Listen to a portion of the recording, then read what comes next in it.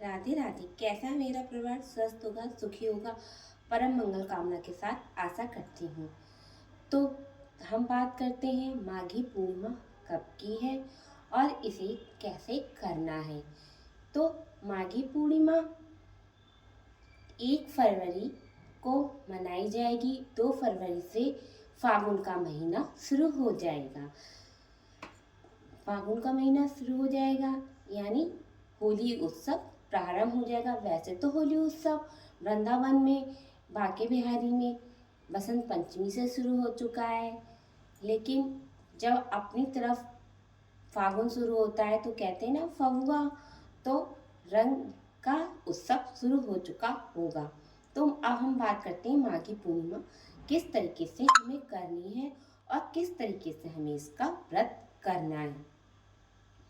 तो चलिए, बहुत से लोग पूछ रहे थे कि हम इसमें मीठा खाएं या नमक का खाएं, किस तरीके से हम इस व्रत को करें। तो देखिए, नमक खाने की मनाही होती है, इसमें मीठा खाते हैं। और हम जैसे सफ़ेद दूध, बहुत से लोग पूछ रहे थे हम खीर खा सकते हैं या नहीं खा सकते। तो देखिए, खीर हम बनाएं और भोग लगाएं भगवान विष्णु को, माता लक्ष्मी को, अपने लड्डू गोपाल को भोग लगा सकते हैं, शंकर जी को भोग लगा सकते हैं, लेकिन हम दूध की बनी खीर ना खाएं, अवॉइड करें तो ज़्यादा अच्छा है। हम जैसे मीठी सेवइयाँ खा सकते हैं और कूटू, जैसे हमारी दवाइयाँ वगैरह चली हैं तो हम नमक भी ले सकते हैं, कूटू या सिंगाड़े का, साबूदानी, इस तरह का हम फलाहार का भोजन भी कर सकते हैं। लेकिन कहते हैं ना, माता लक्ष्मी के लिए हम व्रत रह रहे हैं, तो शाम के समय दूध वर्जित होता है और चंद्रमा से रिलेटिव होता है, इसलिए हमें दूध की बनी चीज़ नहीं खानी चाहिए, खीर का सेवन हमें नहीं करना चाहिए। और किस बात के लिए कि चंद्रमा को बहुत से लोग शंकर जी की भी पूजा करते हैं और भगवान विष्णु की भी पूजा करते हैं। तो सबसे पहले माघ पूर्णमासी वाले दिन हमको शंकर जी पे 1 लोटा जल अवश्य चढ़ाना चाहिए, चाहे व्रत रखें हम, चाहे हम व्रत ना रखें, फिर भी हमें शंकर जी पे 1 लोटा जल अवश्य चढ़ाना चाहिए। और सुबह स्नान करके सूर्य देव को भी जल चढ़ाना चाहिए। सूर्य देव उग रहे हो, सुबह 5 बजे हमें उठना चाहिए और गंगा जल डाल के हमें स्नान करना चाहिए। सूर्य देव आ गए हो तो ठीक है, नहीं तो हम अपनी पूजा संपूर्ण करके 6 बजे तक भी जल सूर्य देव को चढ़ा सकते हैं।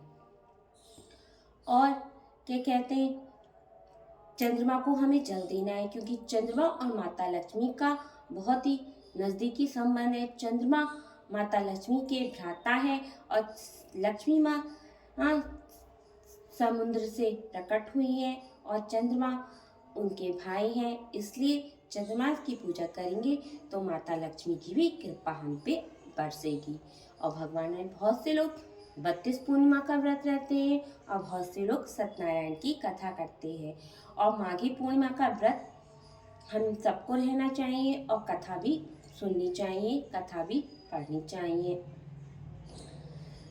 बहुत से लोगों ने नियम ले रखा है माघी पूर्णिमा पे स्नान करने का, और पौष पूर्णिमा से स्नान करते हैं, माघी पूर्णिमा पे समापन करते हैं सत्यनारायण व्रत की कथा सुन के। तो इसका उद्यापन हमें कैसे करना है? ज़्यादा हमें कुछ नहीं करना है, सिर्फ सवा के पाव में हमें इसका उद्यापन करना है। जैसे 1.25 मीटर कपड़ा, 1.25 किलो चावल, 1.25 किलो आटा, इस तरीके से हमें उद्यापन करना है। और हमें, जैसे बहुत से लोग पूर्णमासी का व्रत उठाना चाहते हैं, तो इस बार माघी पूर्णिमा से आप लोग व्रत उठा सकते हैं पूर्णिमा का। और 32 पूर्णिमा आपकी पूरी हो जाए या फिर साल भर तक आपकी पूर्णिमा पूरी हो जाए तो आप इसका उद्यापन कर सकते हैं। और आप, ज़्यादा कुछ नहीं है, जैसे आप कथा सुन रहे हैं या पढ़ रहे हैं तो खुद भी घर पर करके कर सकते हैं, किसी पुरोहित या पंडित को बुलाने की कोई ज़रूरत नहीं है। लेकिन हाँ, आपका पूरा हो जाए व्रत का संकल्प और पूर्णिमा की कथा का संकल्प, तो आपको लास्ट में पुरोहित या पंडित को बुला के अपने पूरे परिवार के साथ इसका उद्यापन करना चाहिए। तो आपको मेरी ये वीडियो थोड़ी सी भी हेल्पफुल लगी हो तो इसे लाइक एंड शेयर ज़रूर करें, ताकि आपको आने वाली नोटिफिकेशन ज़रूर मिले और समय समय पे आपको व्रत और त्योहारों की जानकारी मिलती रहे। और इसे शेयर करें, ये भी एक पुण्य का काम है। और हमारी एकादशी आने वाली है, उसे भूल नहीं जाना। वो है हमारी एकादशी 29 तारीख को, पारण होगा 30 तारीख को। राधे राधे।